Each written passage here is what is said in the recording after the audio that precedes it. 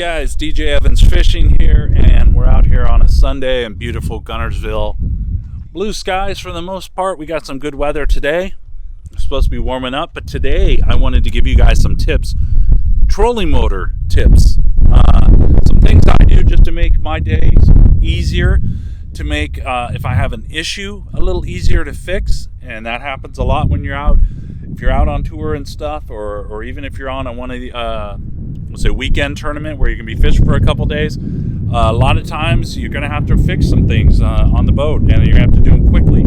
So I'm going to give you, let's see, I don't know, 1, 2, 3, 4 or 5 tips on things I do to my trolling motor setup to make it easier during the day if I've got to fix something, and easier just when I'm adjusting things. We all kind of play and tinker with our stuff, and I'm no different than anyone else. I do the same. So let me start by one of the things that most guys, when you have all these cords, and we all have them, I've got my my live scope, you got cords I got my Hydrowave, you got cords running here and there, 360.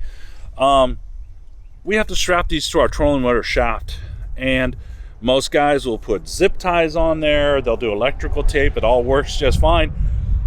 What I do is something a little different. Is because if I'm out on the lake, or even at the end of a tournament, I got to fix it. The last thing I want to do is sit there and have to worry about cutting all the zip ties or unraveling the electrical tape all the way up my trolling motor shaft to get to them.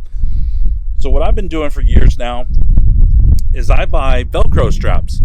They're like these are a little thicker than the normal. It's those Velcro cat straps that you use for cables management, maybe at your TV, things like that. These are like 1-inch Velcro straps, and instead of zip ties and electrical tape, I put the Velcro straps. Now, if I ever need to change anything, all I gotta do is unzip them. These things they're on there tight. Cords aren't going anywhere, and it just makes it so much easier. I've got the Garmin Force. I actually did it down here too. It's got this here where your power and everything comes through. But you know how it is. You got your cables that run through here, and you got to store those, and then they go down this way. I dremeled some slots here down here, and then I took these Velcro straps, run them through, and then I hold my cables in the side over here with those. Okay. Tip number 1. Tip number 2.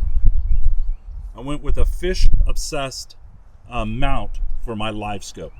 Okay, with this mount, it's so adjustable that you can see I've got mine down ways. It's got the 0 angle on here, so your live scope's not cocked to the side.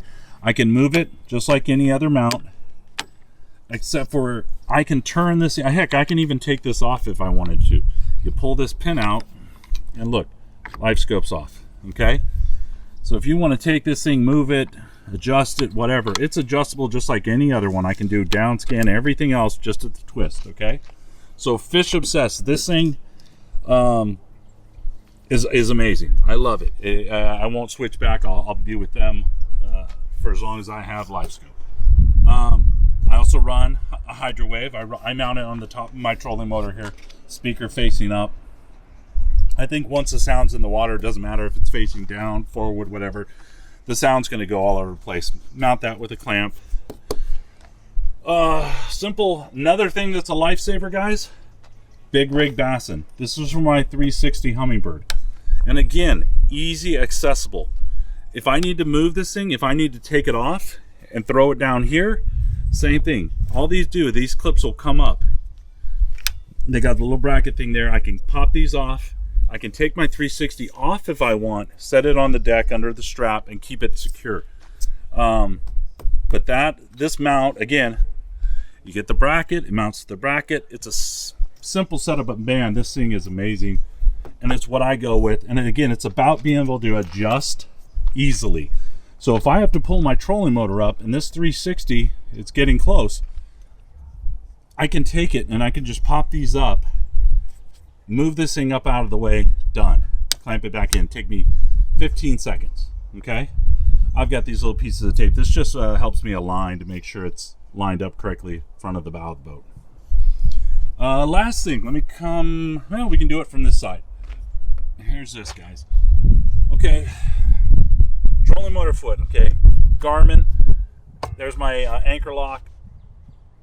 If you got big feet like me, you hit some of these buttons. It's recessed, but you can still hit it when your foot's down here.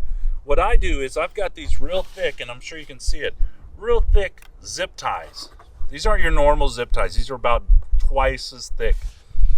And what I've done is I take and I wrap it underneath this pedal here. This is the one that just shoots you forward and keeps it on. You hit that and it'll throw you out of the boat sometimes. So when you put the zip tie underneath here, you can't push that down, okay? So it won't get stuck and you won't hit this and come flying backwards. Because I've hit this with my foot here on the Garmin. Here's your button to get going, and it's on the same size. So sometimes I'll be stepping on it at an angle, and I've hit this before. So years ago, I got tired of hitting that with my big feet, especially in the winter when you got big boots on and stuff.